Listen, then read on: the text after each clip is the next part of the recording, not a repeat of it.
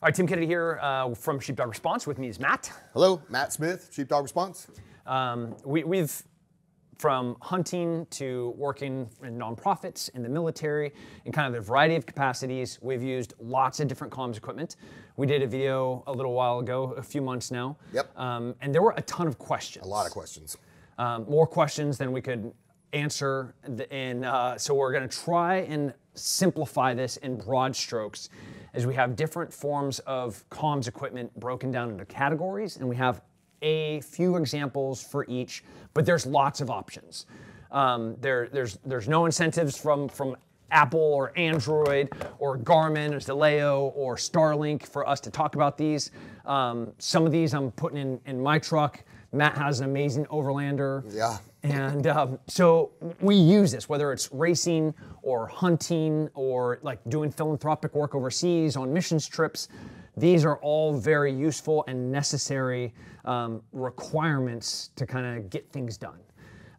So we're just gonna dive right into it and try to explain as much as we can about each of them, their uses, applications, why you'd use one over another, while some of them might be jacks of all trades, but none of them are kind of like a master all solution. Yeah. On the teams, we would have an 18 Echo. That's a Special Forces Communications Sergeant. And like that guy was dedicated to knowing these things.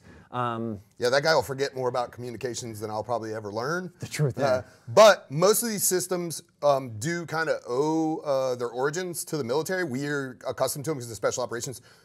You can't be in special operations without being savvy in communications equipment, some more than others. Like we relied on our Echo very heavy. That's from everything from networks to every kind of signal that you can imagine. But they have to cross-train, and so you get cross-trained and you have to be able to operate this stuff yourself, and a lot of it is trickled down into the civilian sector. As it gets more advanced, a lot of that technology trickles down, and some great technology is now available in the civilian sector at a very attainable price, very blue-collar prices, I like to say.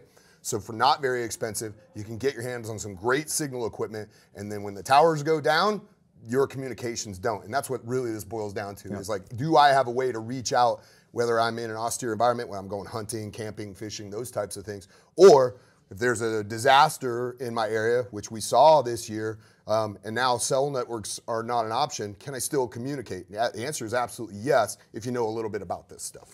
Yeah, I mean, just in the past year, from hurricanes in Florida and in North Carolina and Tennessee, you've seen people, their lives were dependent on their ability to communicate. So these aren't far-fetched ideas, right? You know, we're not talking, a zombie apocalypse or the AI robots coming to get us. Well, that's like a great dream. This is real world and really dangerous to not be able to communicate with those that could potentially come to save your life, or how do you reach those that you're trying to save? Just on the other side of all these devices, there are a bunch of Faraday bags. We're gonna do a different video about that because I have about, 6 or 7 different manufacturers here. And I was testing some of them as I keep, like this entire bag is full of comms equipment. This is full of comms equipment. My friend came over and we threw my phone in a few of these, and we were testing if I could send a text, if I could airdrop stuff, and absolutely some of these failed. We'll talk about trusted ones, ones that you buy on Amazon. You get what you pay for when it comes to that type of stuff. That's the truth. But a Faraday bag is no different maybe than what you're used to, like shielded wallets and purses that keep people from using RFID systems to get your information off your credit cards. Only these work much bigger and they're much better shielding than that. So it allows so that your electronic equipment can't be tampered with as long as it's protected in one of these bags. And if you get a good bag, it does a great job. Yeah. Solar flares, EMPs, lots of different ways that communication equipment can be negatively affected. And this is just a way to protect it so that then when you pull it out, you can just go to work. I was just hunting in Utah, and I had the joy of using the iPhone and the new satellite feature in there. That iPhone obviously is sitting right now in the satellite category, but we're gonna start from left and go to right and just kind of talk through things. So we have 3 different phones here with 3 different operating systems. We have an Android, we have an iOS, Apple phone, and then we have the Unplugged phone that is using a Libert OS. That is their own proprietary. So cell networks sell data, incredible. Great communication, being able to reach and touch lots of different people in lots of different ways, using apps to communicate, using encrypted apps like Signal, Telegram. It's a superpower to have this computer in your pocket. There's also some real negative aspects to having, especially these phones with these operating systems and their ad IDs, which is kind of frankly scary to me. Security is an issue, right? So anything I share to the cloud or anything that those networks or those companies have access to, other people can get access to it. And they take that data and they sell that data. Yeah, that's how they make money. Yeah, that's how they exist. I hope in the future, and I think we're going to reach a point that we will recognize how valuable our data is, and like people will be paying us to get access to our data. They should be. Yeah, as it is now, yeah, they should be. They're not. They just gross sell it. We kind of give it away because we don't know how valuable it is. The beautiful thing about this section is everybody knows how to use it. You're already on board. You have these systems down. I've seen 6-year-olds that can operate these phones better than I can, right? So for me, the most compelling is this, because if it's a system that's like what we're already used to, but adds security, that's what you're looking for. That's a good system, right? So I don't have to retrain. It's just getting used to what I'm already used to as far as swiping, touching, double clicking, all those things, all those systems I already know. It's built into these systems. So I'm most intrigued by this right here because that's some very compelling stuff. You can use like emergency phones, cricket phones, where you're buying existing minutes on there and you take that phone and set it aside. So whether it's like, there's nothing weirder than that guy walking around with like 3 different phones. Yeah. But is there something wrong with having like a backup safe phone that's on a different network that's sitting, protected in a Faraday bag? No, there's nothing wrong with that. Not a bad idea. With the ad IDs, they get into the very fine minutia of being able to identify and predict what you're going to be doing. As it's holiday times and people are their spending habits, they're getting fed advertisements, they're getting geotagged ads, they're being marketed by a variety of different companies, all off of their pattern of life. Their pattern of life was something in the military that targeters would use. That's how they ultimately found bin Laden, was by his courier. Bunch of different examples of how you create a pattern of life and then you take advantage of the vulnerabilities in that pattern. They're doing that commercially with your ad ID. They are taking where you sleep, where you shop, the times that you're shopping, your interests, the hobbies, where you like to vacation, and then they give you what feel like opportunities, which is really just very, very specific targeted ads. With the Unplugged phone, you have a layer of protection that makes it nearly impossible for them to find where you are, how you shop, what you do, and all of that data is kind of proprietary on the Liber OS side. So if you're focused on that privacy, there are other options besides just the Android and the iPhone. So yeah, we talk about that a lot in our situational awareness classes, because what I talk about is humans are vulnerable because we like to be in this parasympathetic state. We like to feel good, that what we call the feed and breed type state. And there's a multi-billion, with a B, dollar industry, right? Tens of billions of dollars geared towards keeping you in that state. And they do that through this. They feed you what you want to see. She looked at purses for 10 seconds, feed her another purse ad. He looked at guns for 10 seconds, feed him another gun ad. And so they're just going to feed you what you want to keep you in that zone, because when you're in that zone, you buy, you eat, you do all those things that humans do in the parasympathetic state, and there's a huge industry around it. These phones are geared to that.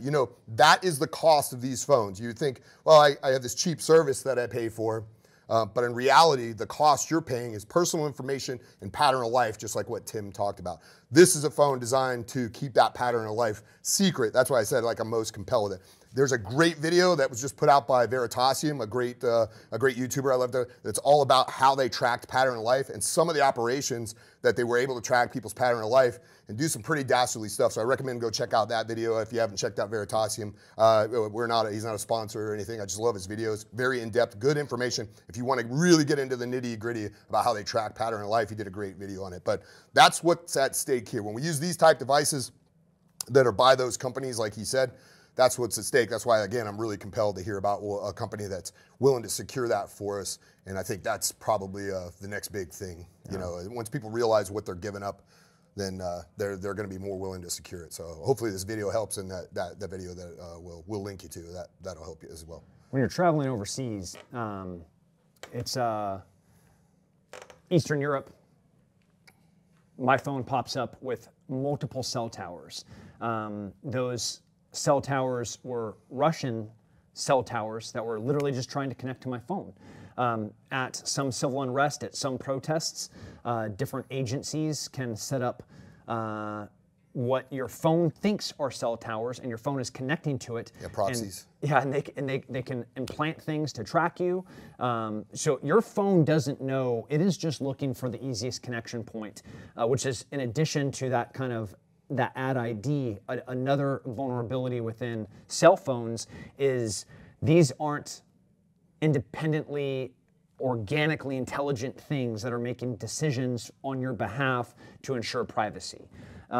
Which is why it makes sense, if that is a big consideration of yours, why to go to things that like I can literally separate the battery from my phone with a swipe. I can have like erase everything on my phone with a specific setup.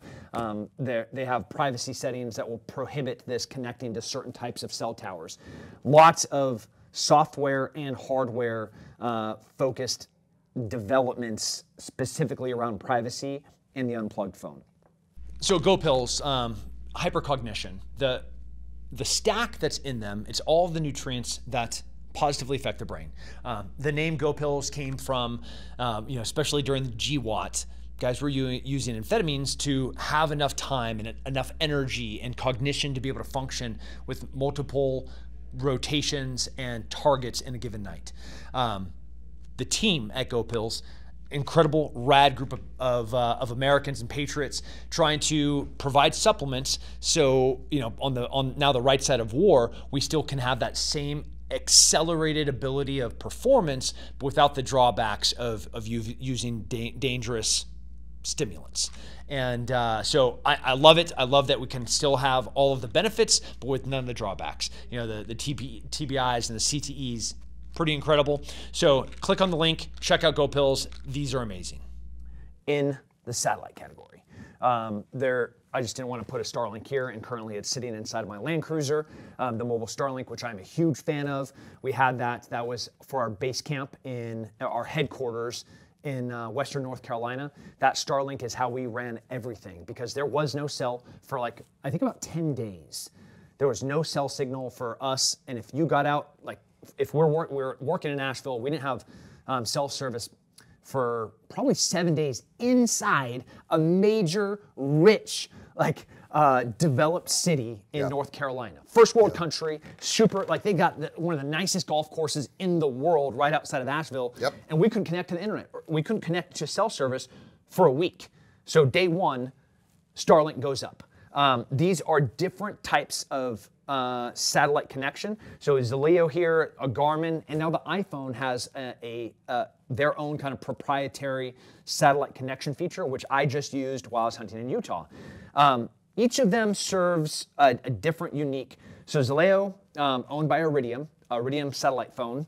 That phone can be sitting here, but you don't have the data on most of the Iridium phones. You're just going to use the Iridium phone as a phone, where with satellite connection, you're getting data, and then you can use phone features like communication, things like Signal or Telegram or WhatsApp, and you're able, or iMessage, you, with the iPhone, can just walk outside and it will tell you how to connect your phone to the satellite. Once you're connected to the satellite, then you're able to send and receive messages. Pretty freaking handy. The Garmin InReach, super useful. Yeah, fantastic. Yeah, this has kind of been the standard on the civilian side for a few years. And I think I said it on our last video, I've literally seen these sold in pairs at Costco. You can get them at Costco. I've seen them at drugstores for a relatively cheap price. This is a great solution for the everyday family. It's just a little satellite connection that I can do a cell network. I can set up my own cell network through it. Again, you won't be able to send data or any kind of large package, but I can stay in communication. So I see them all the time now on the ski slopes, hiking trails, just clipped onto the back of somebody's backpack, and you know he can talk across the mountain. He can text his buddies over in the other deer stand where there's no cell network. So they do work great for that. Yep. Yeah. So like if I'm taking my kid skiing in South America. I see him on the slopes all the time. Like we just did. And that was on his little safety bag. He also had his little Garmin watch. So I had redundant ways of me to be able to track him. And I could also send him messages. So I could send him messages via his watch. But then I had something that he couldn't take off, that he couldn't break, that he couldn't lose, that was attached to him. And so two-way communication. The InReach connects to your phone after it connects to the satellite, and then it gives you data that you're able to use your phone to send messages and to navigate. Consider this like, or the Starlink. One's Iridium, one obviously is the Elon Musk satellite connection. Both of these, you set up a plan, you buy data from them, and then you connect your phone to that, like Wi-Fi, and you're able to use that just like you'd use your phone at your home connected to your home Wi-Fi network. Yeah, the beautiful thing about the data plans for most of these type systems is they're binary, and I can turn them on and turn them off, which means I don't have to sign up for a contract. If I'm just going somewhere, I can sign up for a plan for the duration of the time I'm there, and then I can just use it. The rest of the time, it can sit idle in your Faraday bag, and you're ready, in your garage or wherever you keep your equipment that you want in case of a disaster in someplace safe. But the beautiful thing is you're not paying for it when you don't need to use it. So most of these systems are set up where hey, I'm going skiing these dates. I set up a plan that gets me there. This is great for international travel because I can set up dates for when I'm going to travel internationally, especially if I'm going off the beaten trail. If I'm going to Spain to hike the trails there in Spain, which is a big popular get there. I can have this, I can talk, I pay for the short amount of time, and if I'm on the trail, I run into trouble, SOS. These things have SOS features. I hit it, and then people come and find me and figure out where I am or if I'm injured or something like that. That's all available through those things, and I think those are fantastic features of all those. When Iridium, you have to buy minutes. Those minutes last a year. You get to use those minutes. Never using them, but you'll have to rebuy minutes every year. Yeah. Starlink, you have that year plan. It is remarkable how inexpensive it is now. Yeah, it's getting cheaper and cheaper. Yeah, I mean, you remember like good. The Iridium days in like Iraq where the team would have the phone and you'd have 5 minutes to go make a call. The Echo would bring you in and draw a pie chart and say, you have this pie slice of bandwidth that you get to use at these times. I remember I'd have to walk out in the morning at like 3 in the morning to capitalize on our time to use it because once our time was up, somebody else down the road got it. But that's changed. A lot more satellites now, a lot greater technology than the early 2000s when I first got introduced to Iridiums and Thrias and all those big names in the satellite company. And it's light years ahead of where it was, in just 20 years, it's 1,000 years of advancement. And so these things are incredibly advanced, incredibly intuitive and simple to use, and there's no reason you shouldn't already be on board with these things. They're super so easy. simple. Yeah. I mean, if you're the overlander, backpacker, hiker, hunter, like it would blow my mind that you're not using some form of satellite communication. And there's some really, really wicked smart people, way more savvy in all of this about how to use these in different ways. But in these very simple categories, we're trying just to give you options and then uses. Yep. Moving from cellular, from satellite to a mesh network. A mesh network, there should be another, probably the most notable would be Gotenna. This is the Motorola Walkabout. These connect to each other. You can use them like a regular line of sight radio. And then they connect to your phone via Bluetooth, and then you're able to use your phone within that network of that mesh. And depending on how you have things set up, in some instances, like with a Gotenna, when you're connected to one person that has data, let's say connected to a Starlink, that then spreads and you can start communicating to each other with information and data as that mesh just starts, that net grows wider and wider with more people that are on them. This is a really inexpensive solution. Right here I have 6 of them, where in my neighborhood, if the boys are going to be playing, hide and seek with night vision at night, I can give these to them. They can radio to each other. They can also like communicate to each other as like little cells and teams. It's really fun. And I also have, and I'll be sitting there as somewhat of a repeater, maybe in the middle or on the outlier, and I'm able to communicate directly to them as well. And you can take that application to literally any activity. Whether you guys are driving down the road and you guys are just carpooling, you are racing, you are hunting, and you're using different tree stands. Lots of different ways that you can use that mesh network.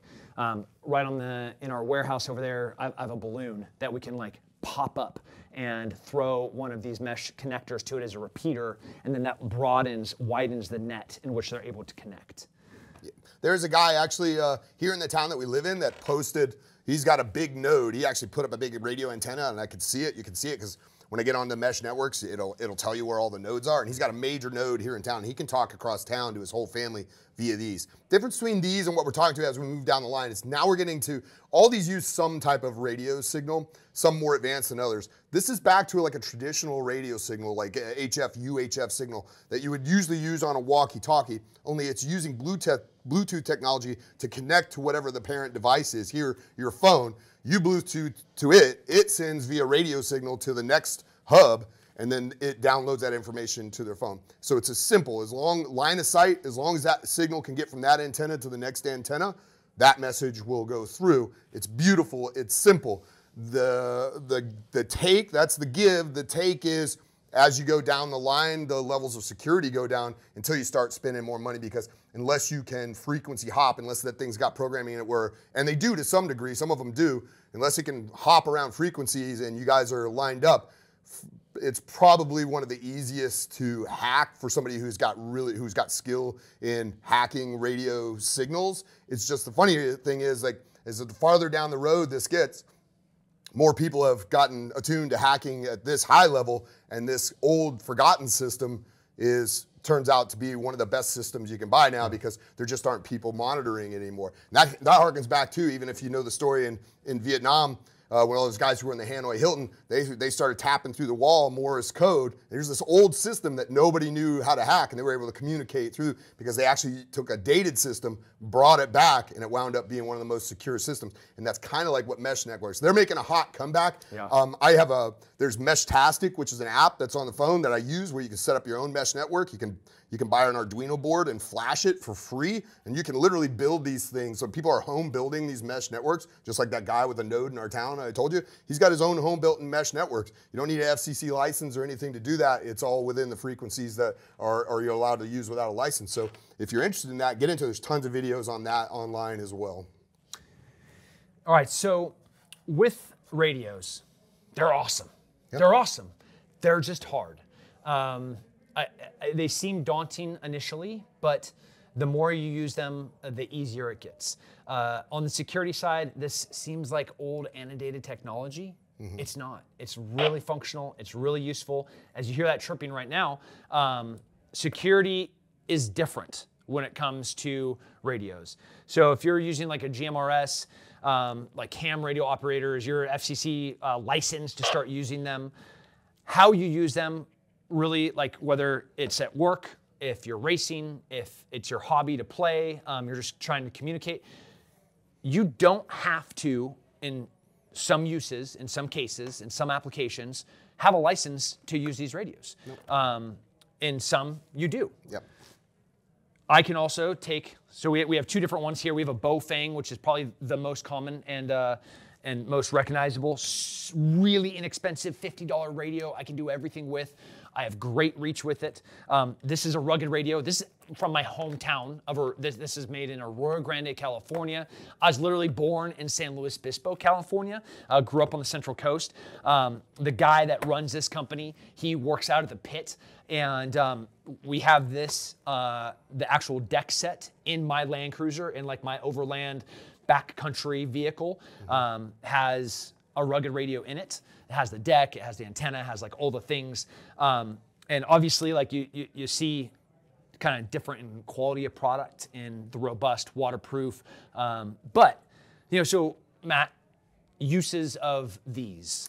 I mean, they're great. It's walkie-talkies, but These are advanced walkie-talkies in the sense that they have a lot more frequencies that you can use, a lot more channels and sub-channels that you can use.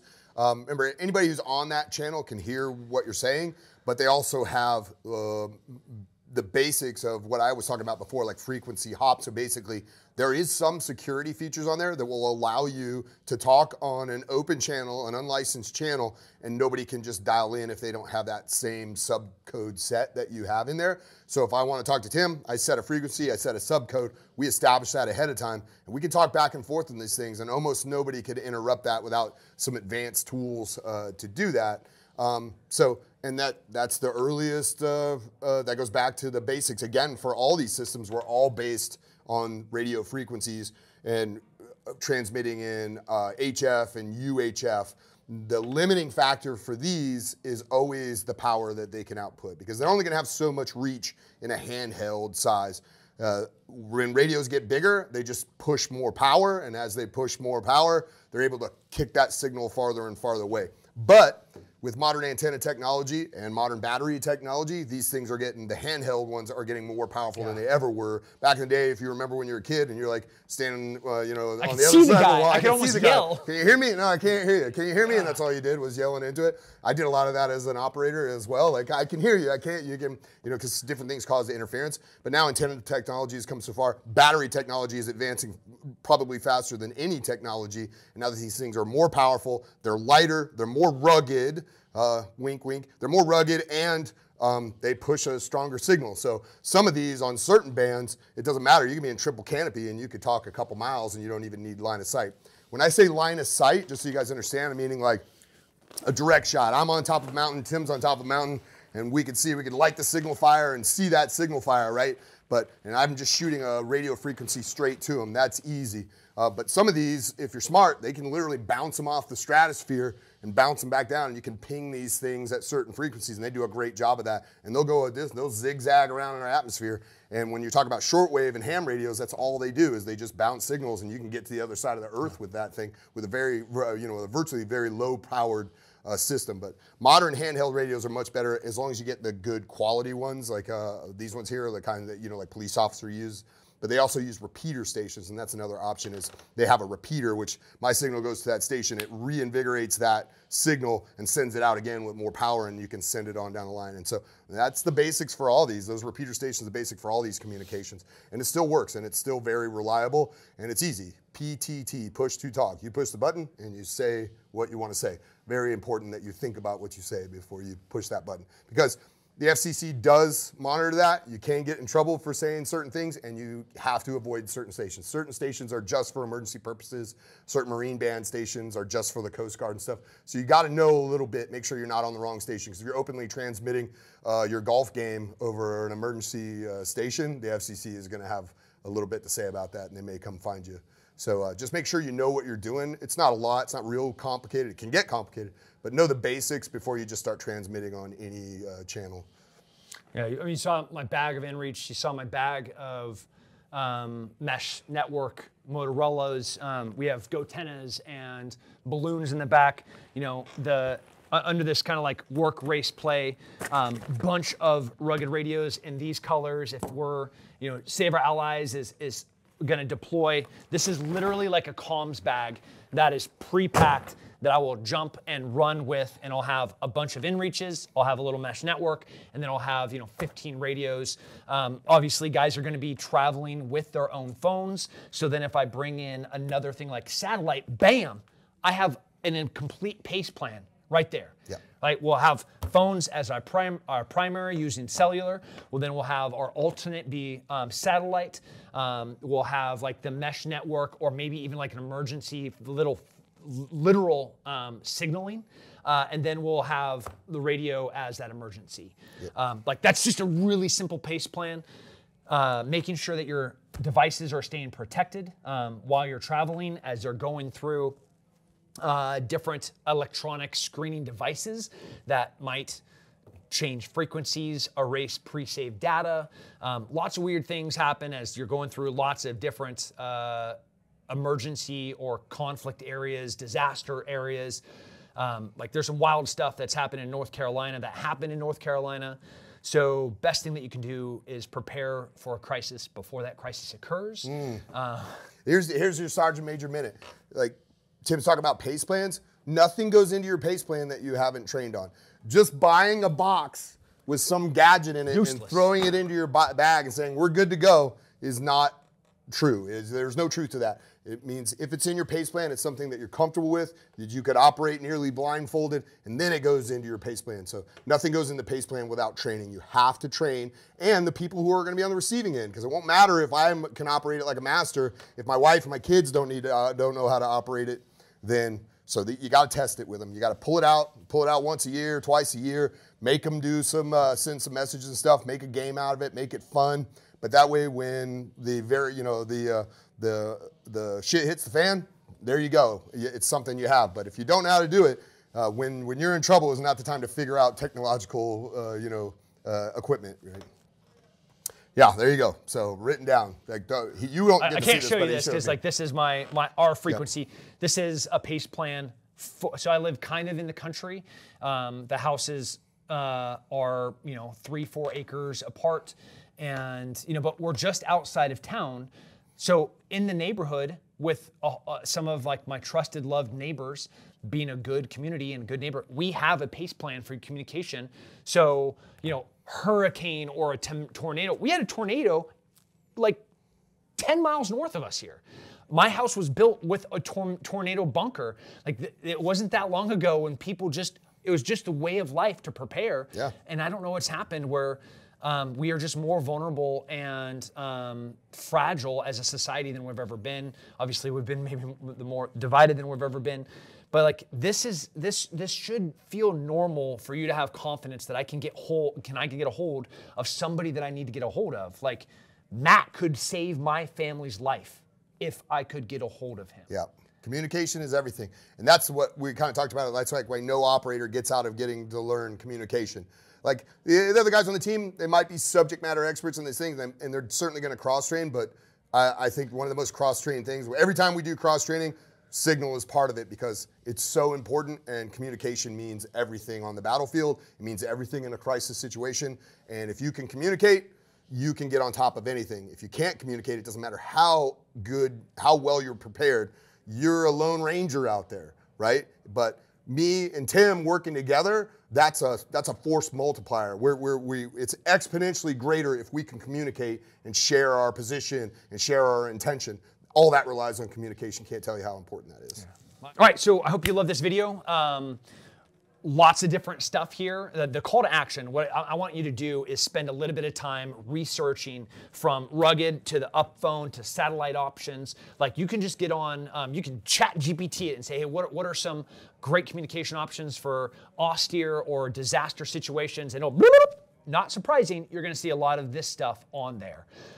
So go and do that. We have a bunch of videos that are going to come out, so like and subscribe to this channel. We're going to be talking about some of these things specifically and individually in more depth. We'll talk about the unplug, we'll talk about the rugged, we'll talk about mesh networks, we'll talk about satellites. But they're really, really useful, and it's a superpower when you know how to use this stuff. Yep. Be safe. Go prepare right now.